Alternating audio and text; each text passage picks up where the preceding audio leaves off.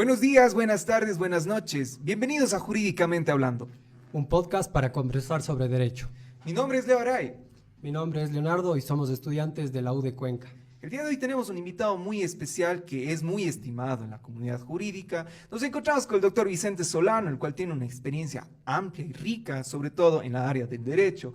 Él ha sido docente de la Universidad de Cuenca, de la Universidad Andina Simón Bolívar y actual docente de la Universidad Politécnica Salesiana del Ecuador. También se encuentra desarrollando su doctorado en España y por lo tanto esta va a ser una conversación muy enriquecedora. El tema que nos ocupa el día de hoy son las garantías jurisdiccionales en el Ecuador.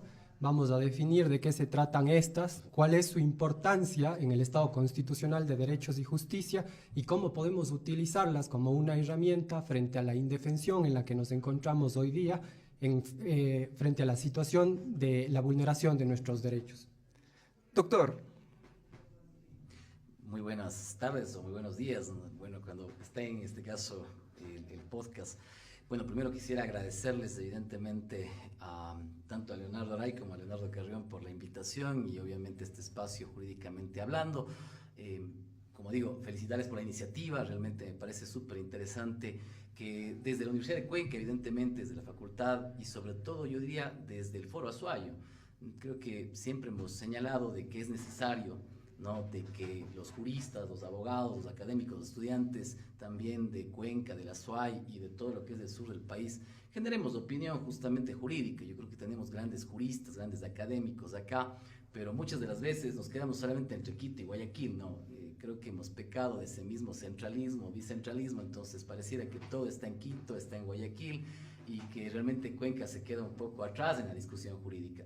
Y creo teniendo, yo creo que muy buenos profesionales y obviamente grandes facultades que ha dotado de grandes juristas en el país. Entonces, creo que más bien, primero felicitarles por la iniciativa, pues bueno, y tenemos un tema que es bastante extenso, como comentábamos anteriormente, ¿no? Pero bueno, aquí estamos para tratar de responder algunas preguntas. Garantías jurisdiccionales, un tema sumamente controversial que siempre vemos en las noticias y a veces nos preguntamos, ¿por qué pasa esto? ¿Por qué a veces las acciones de protección, habeas corpus, benefician a ciertas personas, las cuales decimos, o sea, bueno, ¿por qué pasa esto?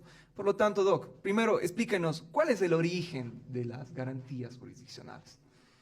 Bueno, yo pensaría que tendríamos que sí retroceder varios siglos atrás, ¿no?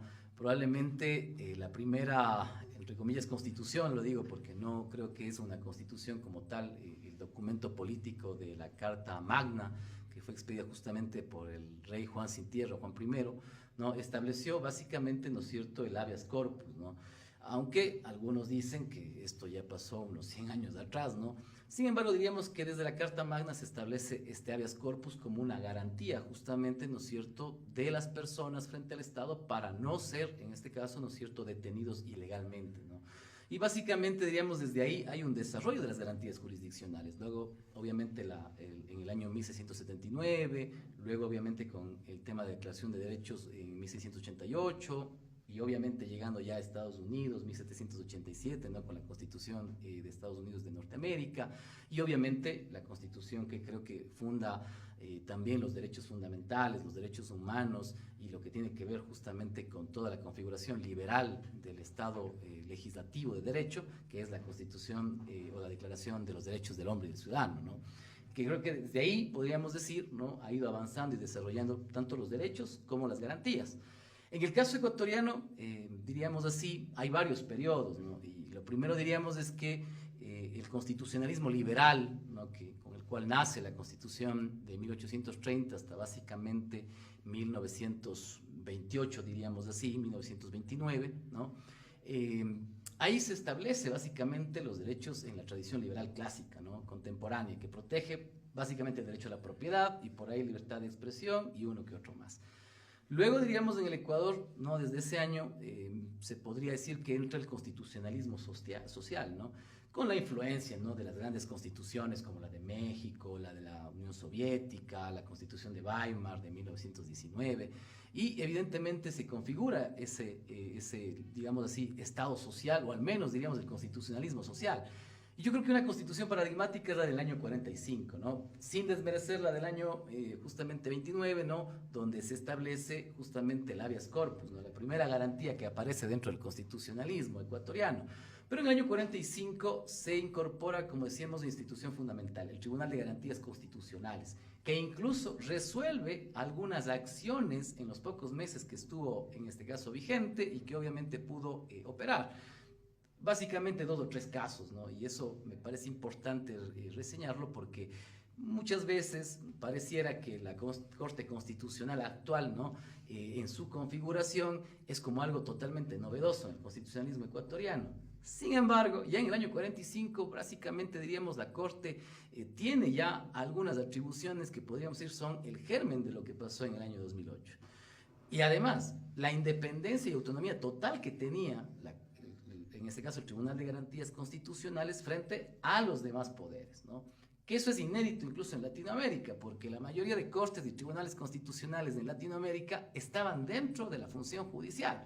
Por lo tanto, eran parte de esos mismos poderes, ¿no? Es claro, hablar justamente de la posibilidad de que una corte, diríamos así, pueda controlar, ¿no es cierto?, los actos de todo poder público, efectivamente estaban en la necesidad de garantizar su independencia, su autonomía, y creo que eso es importantísimo. Lamentablemente, como ustedes conocen la historia, la Constitución duró poco más de un año, el Tribunal de Garantías Constitucionales fue cesado por Velasco Ibarra, ¿no? Igualmente la Constitución del 45 también fue definitivamente derogada y nació la Constitución del año 46, ¿no? Bueno, pero diríamos que en el constitucionalismo hasta el año básicamente 67, podríamos decir, hay un constitucionalismo social.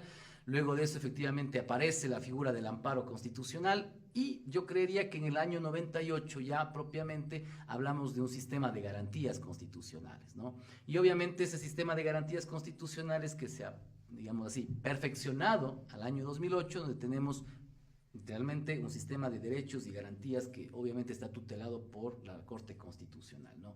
Yo creo que eso sería como que la historia breve de estas garantías constitucionales. Ahora, claro, hay que ver que las garantías jurisdiccionales son solamente una parte de lo que denominamos garantías constitucionales, por lo que recordemos que las garantías jurisdiccionales son básicamente, ¿no es cierto?, de segundo orden, ¿no? Que básicamente, ¿no es cierto?, son reactivas, que son cuando ya se han vulnerado los derechos constitucionales.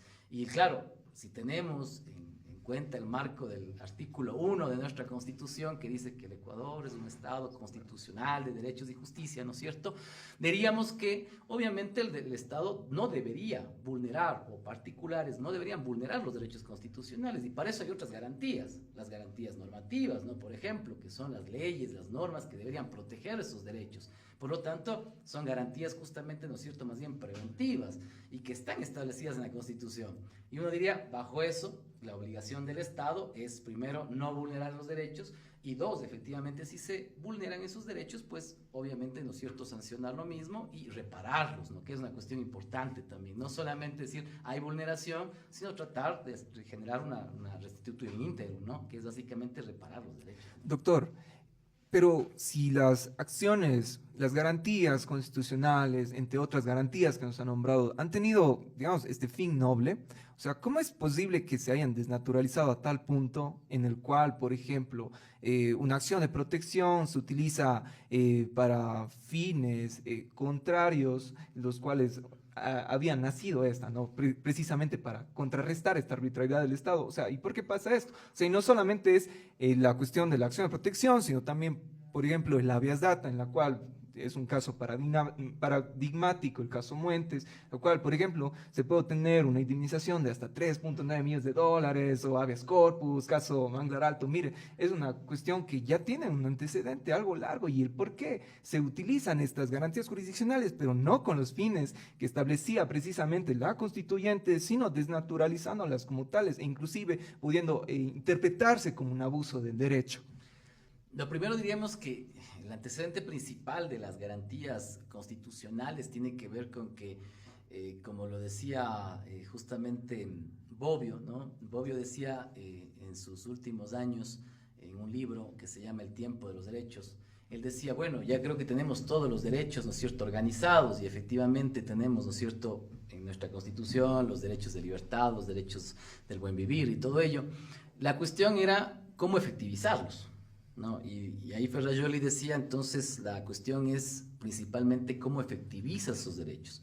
Y para eso está una garantía que es una técnica normativa básicamente para implementar, efectivizar y obviamente tutelar esos derechos. Ahora, claro, la cuestión es, ¿qué pasa ya en un proceso, diríamos, sobre todo desde la Constitución del 98 hasta la actualidad con las garantías constitucionales? Yo creo que hay que hacer una evaluación.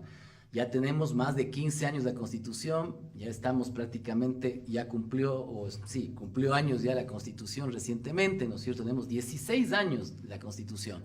Y evidentemente que el sistema que se ha planteado dentro de la Constitución hay que revisarlo y evaluarlo. La cuestión es, efectivamente hay una total, diríamos así, desnaturalización de las garantías jurisdiccionales. Para mí no. Yo creo que sí, efectivamente, estos casos, como el caso Muentes, el caso Manglar Alto y otros, ¿no? Demuestran que hay obviamente problemas en la justicia, en la administración de justicia. Y yo creo que ahí sí quisiera dar un pasito antes.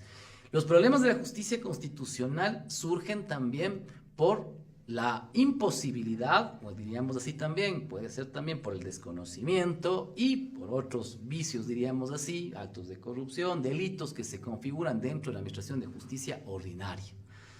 Generalmente nosotros decimos primero, obviamente, las personas deberían ir a la justicia ordinaria, o en este caso a la justicia indígena, ¿no?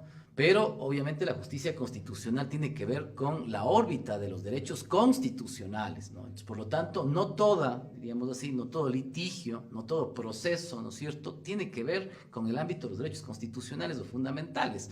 Entonces, en ese sentido, sí deberíamos esclarecer, la Corte ha intentado hacerlo también para delimitar cuándo, ¿no es cierto?, es procedente, ¿no es cierto?, una garantía jurisdiccional, como por ejemplo la acción de protección, la extraordinaria protección. El problema es, en cambio, yo creo que el tema de la aplicación y, como digo, que se retrotrae al problema de la justicia ordinaria. ¿Cuánto tiempo se demora, ¿no es cierto?, en este caso, un proceso en la justicia contenciosa administrativa? Si a veces se puede demorar un año para esperar simplemente la primera audiencia. Entonces, ¿en cuánto tiempo, ¿no es cierto?, realmente se puede garantizar una justicia que, además, según lo que dice el artículo 169 de la Constitución, debe garantizarse la celeridad de los procesos justamente dentro de la justicia? Como sabían decirlo, justicia tardía, justicia, ¿no es cierto?, negada. Entonces yo diría, en ese sentido, el problema sobre todo va enfocado en que la justicia ordinaria no está cumpliendo probablemente, ¿no es cierto?, con la efectividad que debería hacerlo. Y por eso muchas personas recurren a las garantías jurisdiccionales. Eso es incorrecto, evidentemente, ¿no? Pero muchas de las veces, inclusive esas vulneraciones que pasan semanas, meses, inclusive, se pueden configurar en vulneraciones de derechos constitucionales, ¿no? Efectivamente, la tutela judicial efectiva, el acceso a la justicia, ¿no? Entonces, yo creo que eso genera, evidentemente, que tengamos también estos casos, ¿no? Yo digo, hay que, obviamente, ser muy claros. Estos casos son muy extraños. Si nosotros vamos al foro de abogados y, obviamente, diría así, a mis queridos colegas también que trabajan en el tema constitucional o en la materia constitucional, podemos hacer una encuesta y dirán que el 90% de las acciones de habeas corpus, de acción de protección, que en estos casos, o de habeas data, por ejemplo, que se presentan, en el 90 o 95% son inadmitidos. Y que puede ser correcto inclusive, no digo que no, pero estos 3 o 4 casos, ¿no?, sirven a veces para que ciertos operadores de la justicia u otros, en cambio, de operadores políticos, no digan, el problema es que hay que disminuir las garantías. No, yo creo que efectivamente hay que sancionar. Yo creo que ahí entra conectado un tema, el abuso del derecho, ¿no? La Corte Constitucional ya lo ha dicho. En el artículo 23 de la Ley Orgánica de Garantías Jurisdiccionales y Control Constitucional se establece claramente que, ¿no es cierto?, si es que hay, ¿no es cierto?, abogados, ¿no es cierto?, que efectivamente abusen de las garantías constitucionales o jurisdiccionales específicamente, ¿no es cierto?, deben ser también sancionados. La cuestión es que incluso las propias entidades estatales, hay casos, ¿no es cierto?, en las cuales, ¿no es cierto?, efectivamente presentan, ¿no es cierto?, varias acciones al mismo tiempo con la misma identidad de sujeto, objeto, ¿no es cierto? Y claro, evidentemente eso implica que hay una desnaturalización de las garantías jurisdiccionales. Pero si eso lo hace inclusive las entidades del Estado. La SENAE, por ejemplo, en un caso hacía eso. Y claro, la cuestión es cómo buscamos también sancionar eso. ¿Hemos logrado efectivamente sancionar el abuso del derecho o no lo hacemos? Y claro, la cuestión es, hasta dónde obviamente puede existir, ¿no es cierto?, abuso del derecho en algunos casos, y además incluso tipificar la cuestión que está obviamente establecida también en nuestra propia legislación, sobre todo el tema del error inexcusable, ¿no?, y otros casos, ¿no? Yo creo que, sin embargo, para mí son casos muy extraños. Yo creo que en la mayoría de los casos más bien existe, diríamos así, por parte de ciertos jueces y juezas, ¿no?, la cuestión de que la vulneración de derechos constitucionales, ¿no es cierto?, puede ser desechada de una forma bastante sencilla, ¿no? Muchas de las veces se toma una sentencia y se dice, bajo esta sentencia, ¿no es cierto?, la Corte Constitucional, ¿no es cierto?, este tema va a la justicia ordinaria porque es un tema laboral. Muchas gracias, váyase. Y claro, en ese caso yo diría más bien todo lo contrario. No hay una protección y una tutela efectiva de los jueces a veces, ¿no es cierto?, que conocen garantías constitucionales. Y por eso es que luego uno termina yendo a la Corte Constitucional, ¿no? Y uno debería decir no, porque la idea no es que la Corte Constitucional tenga que estar revisando 8.000, 9.000 procesos, cuando los jueces constitucionales deberían estar obligados a motivar adecuadamente y decir, efectivamente, aquí se tuteló o no un derecho. Doctor, muchas gracias, muchas gracias. Agradecemos su amable intervención y explicación en relación con lo que significan las garantías jurisdiccionales y cuál ha sido el proceso histórico que hemos vivido nosotros como ecuatorianos alrededor de estas. Lo que creo que es importante rescatar en relación con este tema es dejar ver cómo las garantías jurisdiccionales sirven justamente para proteger aquellos derechos que están contenidos dentro de la Constitución, que son derechos fundamentales que todos los ciudadanos ecuatorianos tenemos y que debemos procurar que se nos respeten, derechos como la libertad, derechos como la vida, derechos como la propiedad, que muy a menudo se dejan de lado o no se tienen en cuenta, pueden ser objeto de diferentes garantías jurisdiccionales, y es en este sentido que a nosotros nos ha parecido importante traer este tema a colación, porque siendo que vivimos en un estado de cosas bastante complicado a día de hoy, una crisis energética, una crisis climática, desde el derecho nos planteamos las preguntas alrededor de qué podemos hacer para solucionar de algún modo o para ofrecer una solución al sinnúmero de personas que se preguntan ¿y ahora qué corresponde hacer? ¿Qué tenemos? ¿Cómo nos ayuda la justicia? Por eso también le tenemos acá y agradecemos la compañía del doctor, y le podríamos solicitar también que nos ayude explicando un poco más cuál es el ámbito de protección de cada una de las garantías jurisdiccionales y que nos indique cómo podríamos hacer para utilizarlas justamente en este contexto de cosas que nos referimos. Bien, yo creo que, como decíamos, lo interesante de la Constitución del 2008 es que establece un sistema de garantías, ¿no? No tiene que ver únicamente con probablemente la Constitución del 98, donde habían garantías por un lado, ¿no es cierto?, el habeas data, por ahí el habeas corpus. Imaginémonos nomás que el habeas corpus, por ejemplo, ¿no es cierto?, era sustanciado procesalmente y definido por un alcalde. Entonces, claro, ¿qué tiene que ver un alcalde con la posibilidad de dar o no la libertad a una persona? En este caso, ¿no es cierto?, entonces uno diría, ¿cómo una persona que probablemente ni siquiera tenga un conocimiento mínimo, probablemente sobre derecho, puede resolver la libertad de una persona? Entonces, claro, evidentemente, yo quiero un poco dejar claro ahí, probablemente las garantías han ido evolucionando, ¿no?, hasta que obviamente se pueda situar que las garantías jurisdiccionales, ¿no?, propiamente, ¿no es cierto?, deben ser sustanciadas y procesadas mediante un juez, ¿no? Un juez que conozca evidentemente del proceso y que pueda identificar si evidentemente hay o no la vulneración de un derecho constitucional. Hay varias garantías, ¿no? Yo creo que la garantía por antonomasia, y que es la más discutida siempre y probablemente la que tiene un mayor desarrollo también jurisprudencial, que inclusive en algún momento ya en el año 2014, si ustedes recuerdan, ¿no es cierto?, una propuesta para la limitación de la garantía, que es la acción de protección. Por suerte esa propuesta que la hizo el expresidente Correa con la Asamblea Nacional era justamente en el sentido de limitar, decían, la garantía constitucional. Sin embargo, la Corte Constitucional, no, mediante un dictamen, dijo, espérese, señor presidente, Asamblea Nacional, esto es un tema de derechos y garantías. Y como todos conocemos, ¿no es cierto?, en el artículo 444 de la Constitución dice que si son temas de restricción de derechos y garantías, solo hay cómo hacerlo mediante una Asamblea Constituyente. Sin embargo, ya ha habido los intentos, ¿no?, de parte del poder político, yo digo sobre todo, de limitar las acciones jurisdiccionales. Y claro, uno diría, ¿por qué? Porque claro, se convierten en un límite al poder, efectivamente. Creo que a veces cuando hay muchos sectores que se incomodan con este tipo de acciones es porque, claro, son sectores que están, diríamos así, atados a sectores políticos o a sectores obviamente del gobierno o en este caso a partidos políticos específicos. Sin embargo, para las personas de la calle y para quienes estamos dentro, obviamente, de todo lo que implica la administración de justicia, probablemente muchas de las veces la acción de protección es la única vía que nos queda. Y obviamente digo la mayor parte de las veces porque es la garantía que tutela, diríamos, la mayoría de los derechos.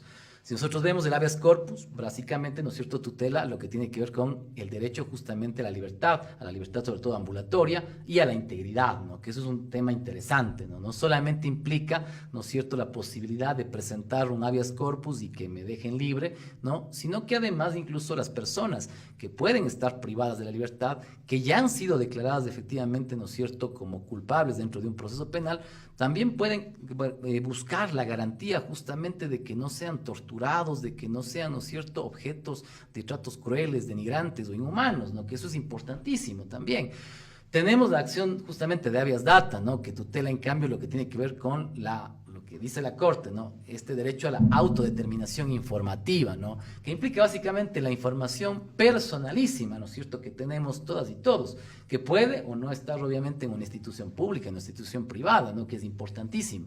Claro, y ahí, claro, hay que decirlo, ya también hemos ido a algunas veces, a algunos casos de un mal uso, ¿no? O desnaturalización, mediante un habeas data, por ejemplo, querer divorciarse, ¿no?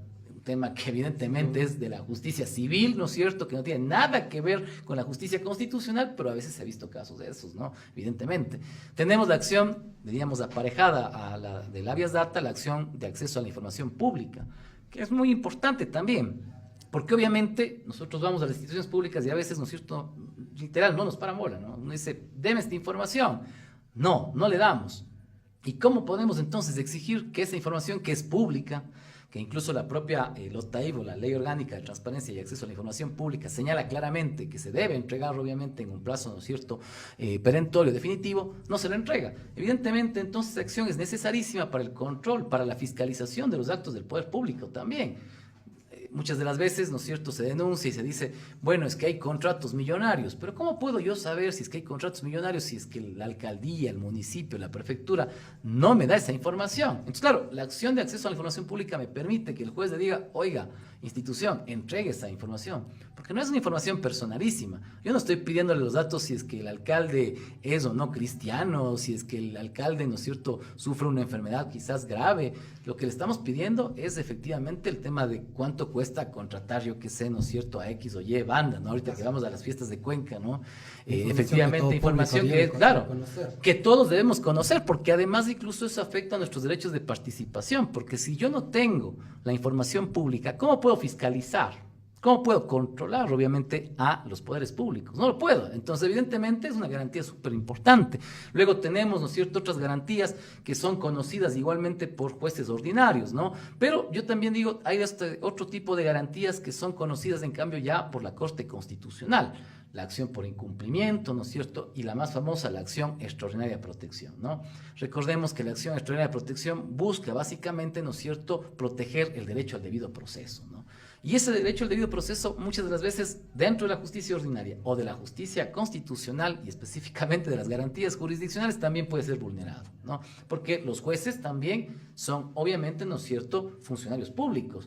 Y obviamente, ¿no es cierto?, sus decisiones, ¿no?, son actos del poder público. Entonces, por lo tanto, pueden vulnerar tranquilamente derechos constitucionales. La Corte dice, claro, obviamente yo tengo que revisar, ¿no es cierto?, si esas decisiones judiciales corresponden o no con los derechos que obviamente, ¿no es cierto?, están garantizados en la Constitución: acceso a la justicia, tutela judicial efectiva, seguridad jurídica, ¿no es cierto? Entonces, esa garantía me parece muy importante porque permite sobre todo que dentro del Estado ecuatoriano, sin salirnos a las cortes internacionales, porque es lo que dijo básicamente la Corte Interamericana de Derechos Humanos antes de la Constitución del 2008. Oiga, Estado ecuatoriano, busque una garantía que le permita, ¿no es cierto?, que usted a lo interno resuelva las posibles vulneraciones graves a los derechos constitucionales que tiene el país, porque no la hay. Y por eso se creó la acción extraordinaria de protección, para que intentemos, ¿no es cierto?, que aquí en el Ecuador se resuelvan esas graves vulneraciones por parte de juezas, jueces, ¿no es cierto?, los derechos fundamentales. Yo creo que eso en algo, diríamos así, ha logrado, digamos, efectivizar y garantizar que los procesos judiciales no avancen a cortes internacionales. Sin embargo, ustedes saben, obviamente, como en todo país y en todo estado, existen casos que terminarán probablemente en la justicia internacional, pero yo creo que esa labor importante ya tiene que ver con otro tema, ¿no? El rol que cumple la Corte Constitucional, ¿no? Y bueno, y tenemos las otras garantías, ¿no? Acción de incumplimiento, tenemos, ¿no es cierto?, la acción también de inconstitucionalidad, que es muy importante, aunque yo digo, hay que diferenciar mucho las garantías que se sustancian ante los jueces ordinarios, ¿no? Y otra ante los jueces constitucionales propiamente dichos, que son los de la Corte Constitucional. Porque claro, un proceso de una garantía jurisdiccional, yo diría, no debería demorar, en el caso de una acción de protección, más que unas pocas semanas, máximo. Sin embargo, uno ve ya en la práctica, ¿no?, que a veces hay acciones constitucionales que efectivamente duran mes a 3 meses, a 5 meses y con la apelación hasta un año. Entonces, claro, diríamos así, no son pues tampoco, ¿no es cierto?, la garantía efectiva rápida, justamente como dice la Constitución. Y en el caso de las garantías jurisdiccionales, que son en este caso sustanciadas ante la Corte Constitucional, probablemente es mucho más, ¿no? Hablamos de que para la admisión o inadmisión, la primera parte, diríamos, de una acción extraordinaria de protección a veces se demora entre 3 a 6 meses al menos, y entre la admisión y obviamente la declaración de procedencia o improcedencia hasta 1 año a 3 años. Hablamos de 3, 4 años que probablemente ese proceso terminará ahí.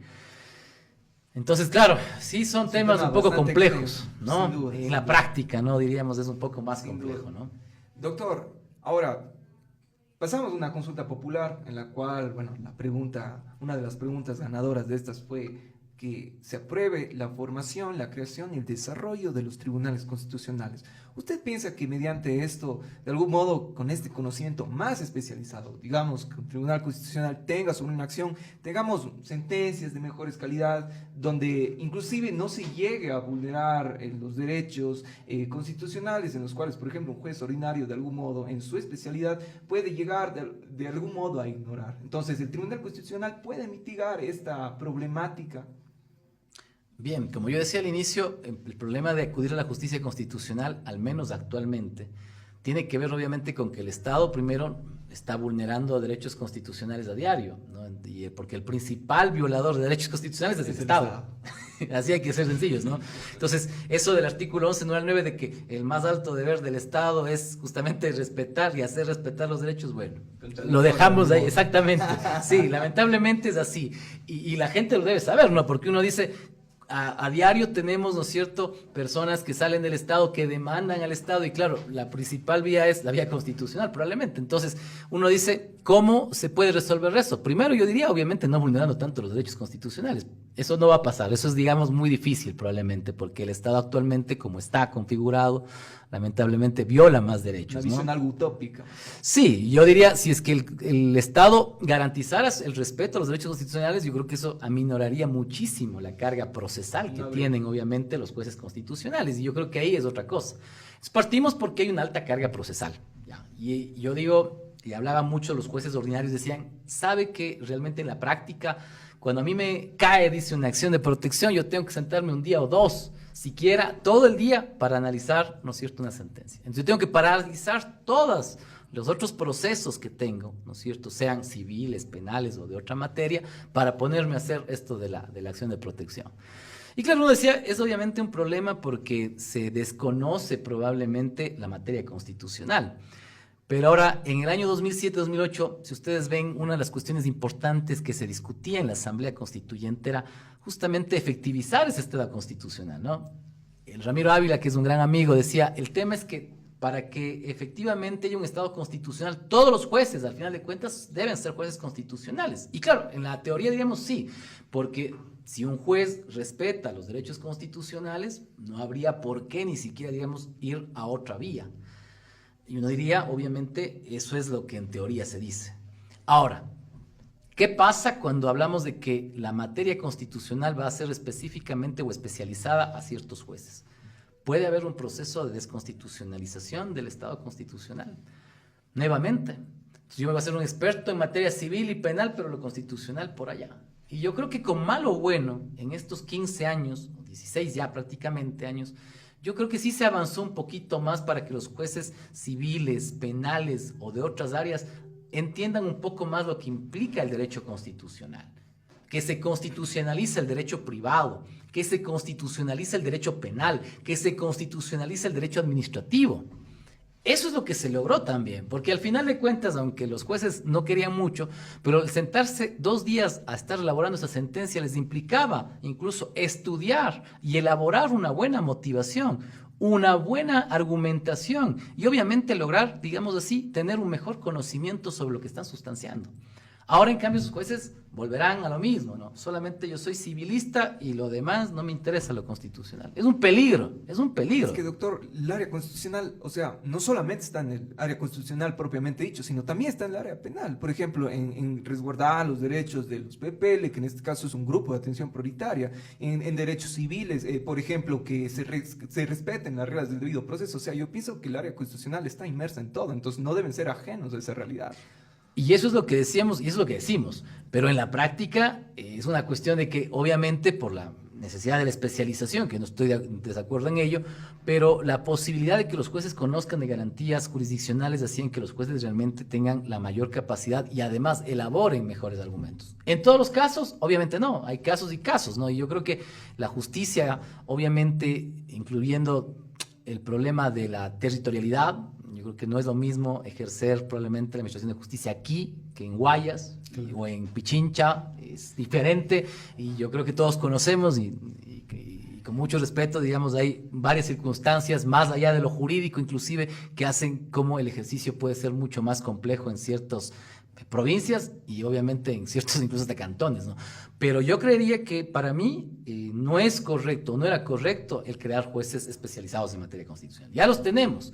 Ahora son los retos, entonces. La cuestión es que si decimos que hay una alta carga procesal, entonces si le ponemos a 3 jueces de aquí en Cuenca, ¿no es cierto?, a que puedan conocer todas las acciones de protección, habeas corpus y demás, nuevamente en pocos meses, 1 año o 2, va a haber un problema, porque se van a atascar de tantos procesos. Y claro, entonces al final de cuentas, en 1 año o 2, lo que se va a buscar es decir, bueno, el problema finalmente son las garantías mismas, entonces hay que limitar las garantías.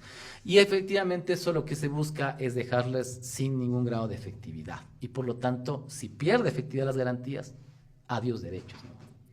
Claro, y ahí es importante, creo que para todos, tener en cuenta la importancia de las garantías y por qué no debiésemos permitir justamente que se desvirtúen o se las considere menos importantes que la justicia ordinaria. Si bien yo tampoco compartí en un primer momento la iniciativa de una justicia constitucional especializada por los argumentos que ya refirió el doctor, puede ser un buen inicio o una buena herramienta para facilitar esta carga procesal que hay justamente en la justicia ordinaria. El doctor también nos comentaba el hecho de que el Estado es el principal órgano que vulnera los derechos constitucionales. Sin embargo, por fuera, los entes privados no están exentos de esto tampoco. Y creo que es importante tener en cuenta, como ya decíamos, que en el contexto de crisis, cuando los derechos más se ven afectados, es importante saber lo que tenemos a mano. Y le consultaba, doctor, no sé si nos podría ayudar resolviendo esta inquietud, ¿qué podríamos hacer desde estas garantías en relación con la crisis energética, por ejemplo, frente a las omisiones del Estado en relación con el mantenimiento de las hidroeléctricas, en relación con la falta de preparación que hubo con toda esta suerte de... Se ha dejado bastantes cosas al azar sin planificar, entonces consultarle en relación con estos temas, Doc, ¿qué se podría también hacer? Bien, diríamos que me he vuelto un negativista en los últimos tiempos, probablemente, y por eso Leonardo tiene esta idea de que probablemente los jueces constitucionales sean una solución. Yo espero que sí, ¿no? Yo personalmente espero que sí, pero como digo, eso no depende probablemente de la cuestión únicamente del conocimiento.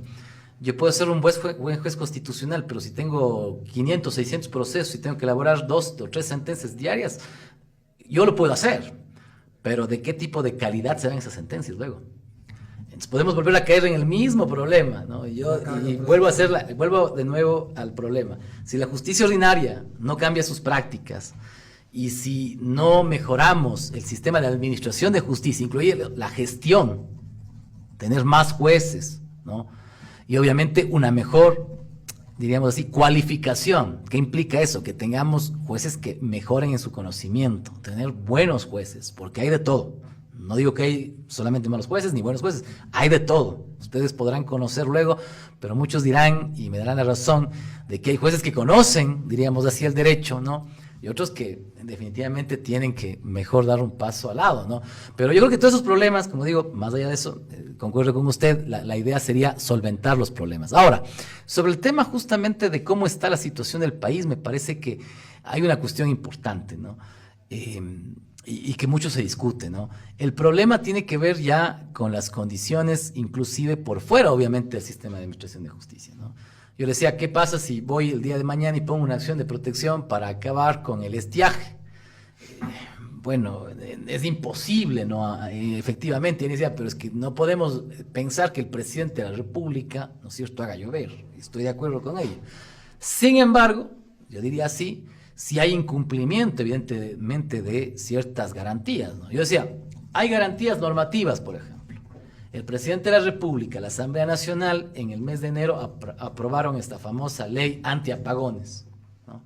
Ahí está, ¿no es cierto?, normas que garantizan la ejecución de ciertos planes en cuanto, ¿no es cierto?, a la generación y distribución de electricidad en el país. Díganme ustedes cómo estamos ahora. Igual que antes. O peor. Peor. Yo creería que peor. Peor que la crisis de los 90, ¿no? Exactamente. Con Laura Sistina. Con Laura Sixtina era una cosa, pero Claro. ahora sí es terrible, ¿no? No. Y yo digo, entonces, el problema es que hay una desconexión y muchas de las veces, incluso yo diría, hay un populismo, ¿no? En el sentido de, y ahora algunos hablan del populismo energético, ¿no? Pero la gente piensa que efectivamente con poner más normas, yo con poner, ¿no es cierto?, probablemente la pena de muerte en Ecuador, el día de mañana se va a acabar la inseguridad en el país. No es así. El derecho no funciona así. Entonces, claro, yo puedo decir, tenemos una ley, efectivamente, la ley antiapagones, pero no se cumple. ¿Quién debería hacerla cumplir? Obviamente el propio presidente de la República, pues, ¿no? Los órganos, efectivamente, que crearon esas normas. Esas son las garantías normativas, ¿no? Las garantías de políticas públicas. El presidente debería informar de cómo se están cumpliendo los planes y programas que él debe ejecutar, que son garantías también constitucionales. Si no hay, obviamente, cumplimiento, entonces ahí sí, obviamente, vamos a las garantías jurisdiccionales. ¿Puedo poner una acción de protección sobre estos elementos? Sí. Pero ahora el problema es, también diríamos así, hasta dónde efectivamente, ¿no es cierto? Y hay una discusión, ¿no? Siempre medio compleja entre lo jurídico y lo político, ¿no? Sin embargo, yo sí creo que hay acciones constitucionales que se deberían presentar, ¿no? Más allá de que algunas de ellas probablemente se sustanciarán o no en un tiempo, diríamos así, mínimo, y otras que probablemente terminarán en 3 o 4 años. La cuestión es lo inmediato, ¿no? Yo diría que en ese sentido, por ejemplo, hay temas como lo de las facturas y otros que más bien van por la justicia ordinaria, ¿no? Y que tendrían que ir incluso por vías, por ejemplo, derechos del consumidor u otras, que también son vías. Por eso digo, probablemente nosotros decimos la vía constitucional inmediatamente, ¿no? Para un servicio público, claro, efectivamente. Hay casos, ¿no? Decía, hay un caso justamente que me parece súper interesante, es un caso de una persona que, como cualquiera de nosotros, una señora que tenía una línea telefónica, obviamente de los años 2000, un poco más, ¿no? Imaginemos el año 2011, la señora, ¿no es cierto?, contrata con X empresa, no voy a decir, pero ya entenderán cuál es, ¿no es cierto?, y contrata, ¿no es cierto?, su línea telefónica, se muere el esposo, la señora obviamente estaba en Guayaquil sola, porque la señora era de acá de Cuenca, ¿no es cierto?, viene y deja su casa y viene a vivir acá. Oh sorpresa, en el año 2017 le suspenden el pago de su Montepío. ¿Por qué? Va a revisar y había una deuda de más de $180 por no pago telefónico. Y decía, pero si yo me fui hace 4 o 5 años ya dejando esa casa, ya no tenía línea telefónica, chao. Y efectivamente, esta empresa le empieza a retener el pago de su Montepío, que era apenas una cuestión de $30 a $40, que también era mayor cosa. Pero claro, usted imagínese una persona viuda de una edad bastante grave, con enfermedad catastrófica, que no tenía sus $40 de Montepío, y sin embargo la empresa buscaba que pague. Entonces, claro, ahí lo que la Corte dijo, y creo que eso va al tema de servicios públicos, el servicio público obviamente tiene que ser de calidad, ¿no? Y la calidad no implica solamente que tengas el tema del teléfono, ¿no? Ahorita lo que está pasando, por ejemplo, con los celulares, ¿no? Y claro, uno dice, ¿hasta dónde está la responsabilidad, por ejemplo, de la operadora?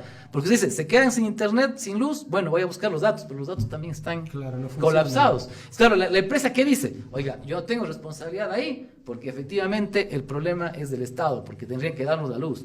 Bueno, habrá que ver, ¿no es cierto?, la posibilidad también de que, ¿no es cierto?, se pueda dar, ¿no?, una especie de compensación, porque lo dice claramente la Corte en varias sentencias. Oiga, los servicios efectivamente tienen que ser de calidad, y la calidad tiene que ver con todo, ¿no? Desde el momento en que a usted le reciben un reclamo, porque inclusive una cuestión es el reclamo que yo puedo hacer, y otra cosa efectivamente, ¿no es cierto?, es la atención incluso en ese reclamo, porque si a mí no me atienden el reclamo en 6 meses, evidentemente es un mal servicio, en este caso, y una mala calidad del servicio público. Entonces hay opciones. Ahora yo digo, el problema claramente irá y terminará probablemente en el Estado nuevamente. Porque sin duda el Estado debería garantizar los mínimos, ¿no?, para el funcionamiento, por ejemplo, de las redes de Internet y otros. Sin embargo, yo creo que ahí sí yo iría por otras vías, no solamente constitucionales, para ver cuáles son las posibilidades de compensación que se dieran ahí. Porque efectivamente yo creo que no hay un servicio de calidad. Más allá de que la empresa va a decir, oiga, pero es que no tengo luz. Sí, yo entiendo. Pero si yo tampoco tengo, ¿cómo puedo pagar obviamente una factura completa, una planilla completa, si tampoco tengo luz, ¿no? Algunos decían, bueno, mejor déme retirando ya el medidor porque no me sirve de nada, ¿no? Así es.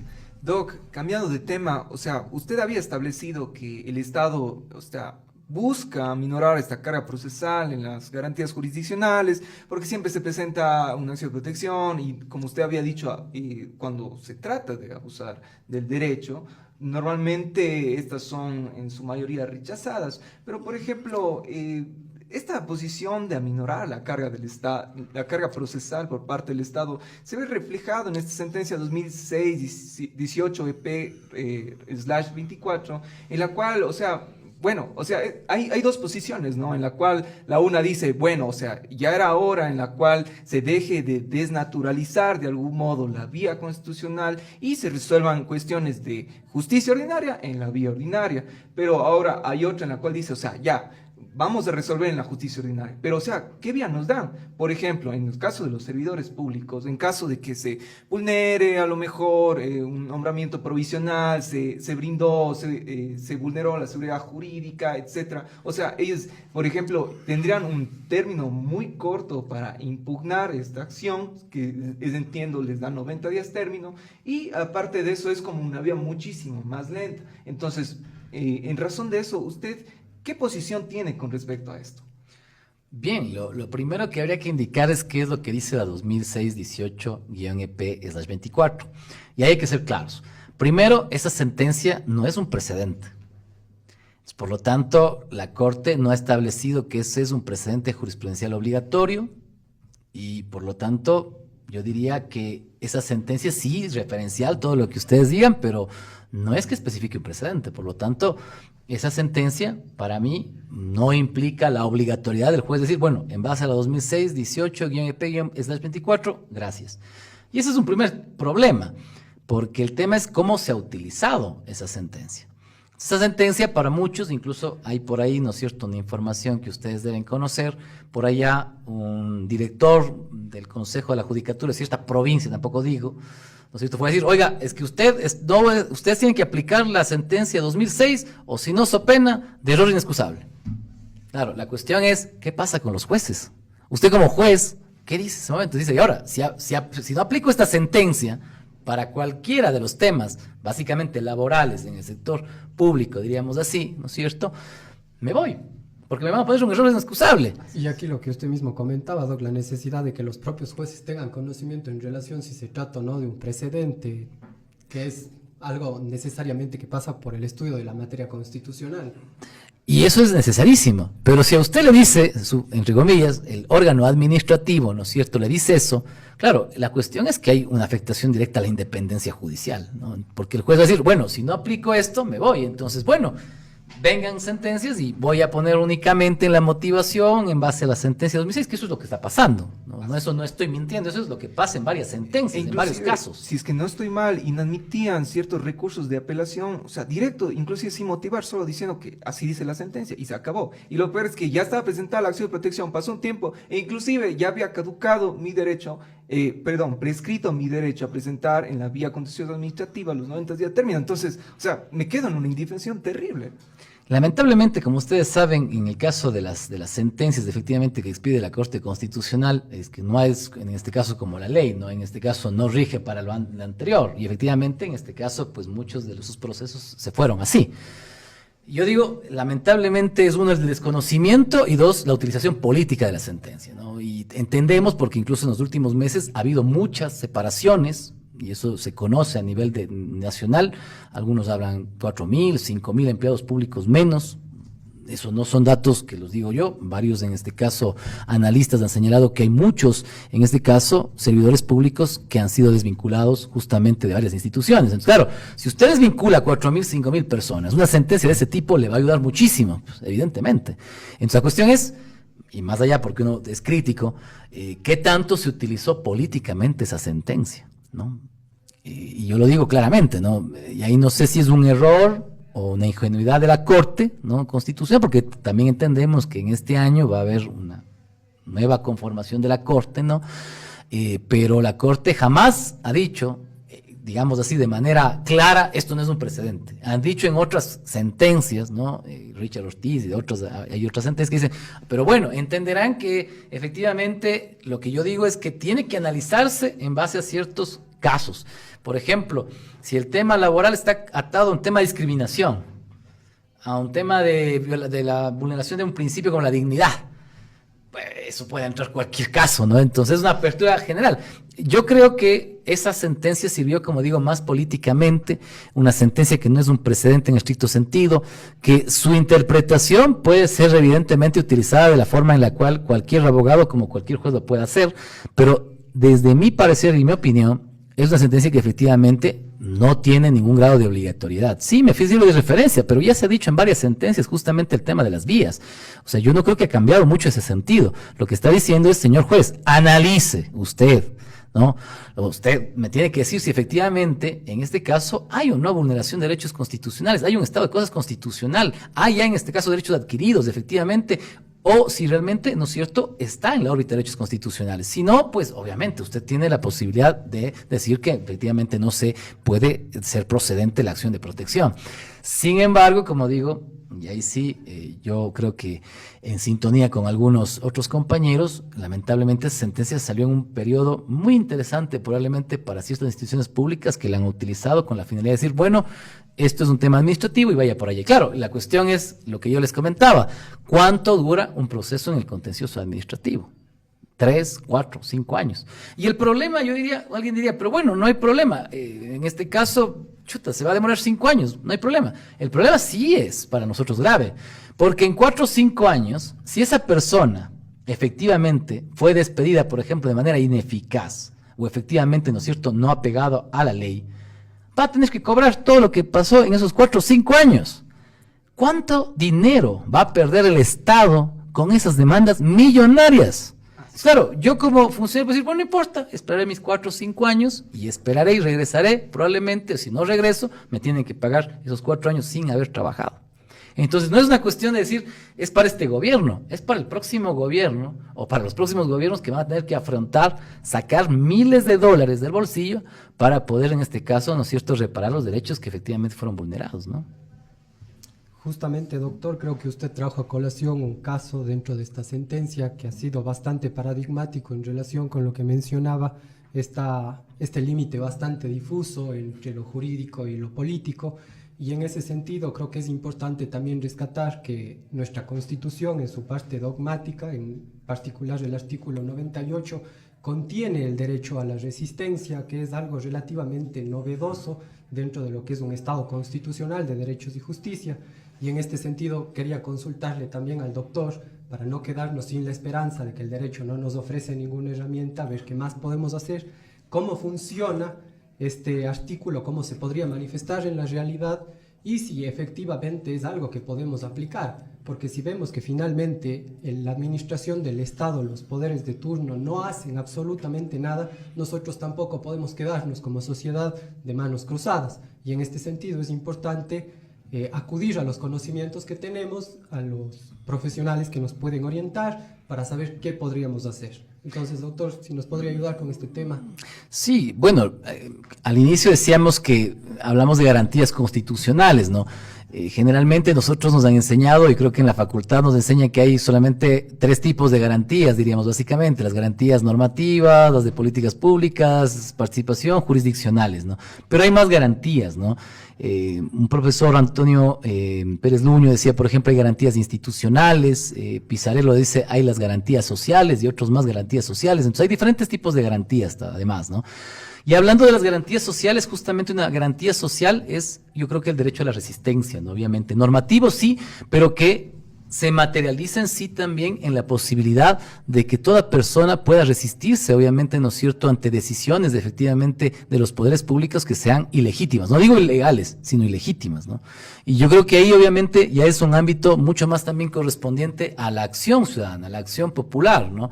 Y claro, yo digo, a veces es incluso mucho más probablemente efectiva en ciertos momentos, ¿no? Creo que a veces la ciudadanía, cuando se moviliza, ¿no?, y evidentemente puede presionar también al poder político, creo que esa es una garantía más bien, digamos así, de última ratio, porque no queremos que todos los días tampoco haya huelgas y paros, pero si es que el Estado, efectivamente, y esa es la idea, ¿no?, si es que usted va y dice, bueno, tengo una ley, una norma que me garantiza el derecho a la educación, el gobierno no respeta eso. Por ejemplo, el presupuesto universitario. Vemos efectivamente que en las garantías de políticas públicas no se cumple con ese presupuesto, con ese plan de gobierno, con ese presupuesto general del Estado. Voy a los jueces constitucionales para que los jueces digan, oiga, pague el presupuesto. Los jueces le dicen, ¿no es cierto? Y tampoco se cumple, ¿no? Entonces me queda irme a, obviamente, una garantía social. El derecho a la resistencia, en este caso, ¿no? Que efectivamente nos permite decir, bueno, de última ratio nos toca salir, ¿no es cierto?, a la calle a presionar para que se cumplan los derechos. Y yo creo que esa es, obviamente, como digo, la última situación en la que debemos estar. No queremos eso, pero al final, como usted bien dice, en nuestra Constitución se ha normativizado, se ha positivizado el derecho a la resistencia. Sin embargo, si ustedes ven en la Declaración de los Derechos del Hombre y Ciudadano, se habla justamente del derecho de rebelión, y yo creo que desde los inicios de la humanidad ha habido no normativizado probablemente el derecho a la resistencia y el derecho a la rebelión. Poco diferentes, pero diríamos así, el derecho a la resistencia es un derecho justamente que me permite, conectado a lo que dice el artículo 99 de la Constitución, reclamar justamente el ejercicio de un derecho o incluso el reconocimiento de nuevos derechos, ¿no? Entonces, evidentemente me parece que en ciertas situaciones, pues creo que es lo último que queda, ¿no? Y obviamente, como decíamos, las garantías, justamente esta garantía social está para garantizar lo que es lo primordial que está en la Constitución, que son nuestros derechos, ¿no? Lamentablemente, y eso algún día lo seguiremos discutiendo, pero la parte dogmática y la parte orgánica de la Constitución generalmente están todavía disociadas, ¿no?